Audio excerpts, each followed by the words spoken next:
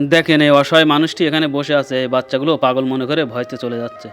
আর একটি বাচ্চা দেখেন, স্কুলের এই বাচ্চাটি দেখেন এই পাগলকে জিজ্ঞেস করছে তোমার কী সমস্যা। দেখেন এই পাগলটাকে আবার উঠাচ্ছে, দেখেছেন? দেখেন এই পাগলটাকে আবার বলছে তোমার কী সমস্যা।